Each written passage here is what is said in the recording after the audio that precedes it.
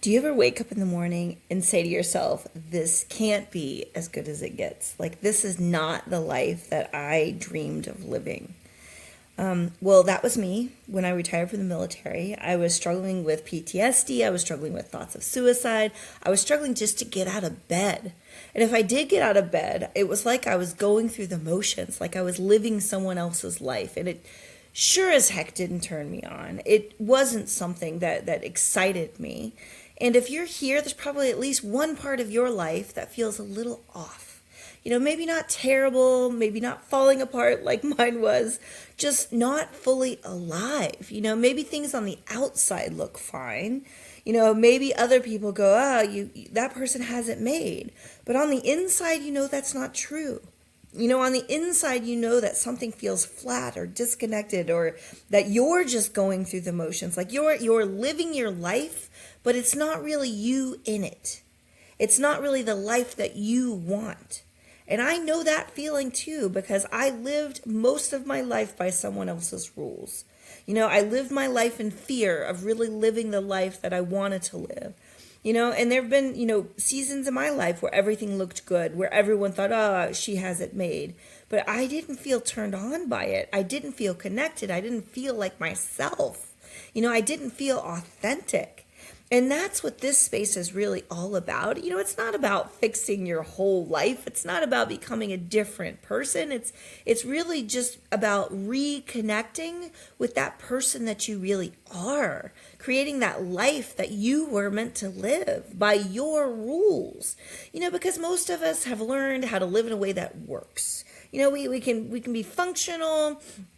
We can make things happen, but it's not a life that really feels alive.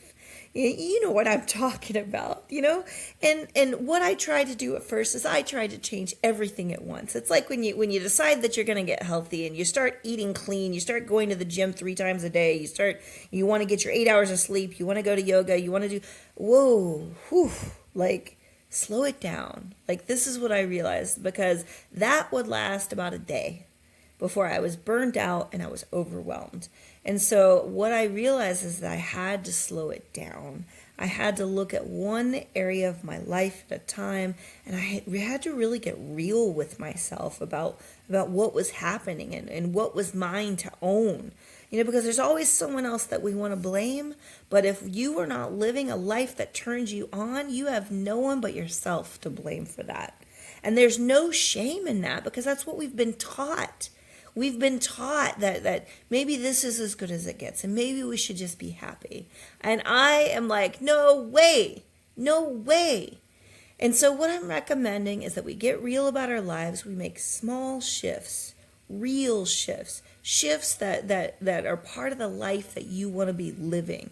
And that's what's going to bring us back to ourselves. We don't need a complete life overhaul. Like I said, we just need one place where we're willing to get really honest, brutally honest about what it looks like, and then we get really honest about what it is that we want to create. That's where this journey starts. And that's what I am going to do in this series, is I'm going to talk about what I learned, the hard way, and I'm going to pass that along to you. And we're going to go on this journey together, because there's still areas of my life that I'm not fully turned on. So we're going to do this together. We're going to create this life that we want to be living on our terms.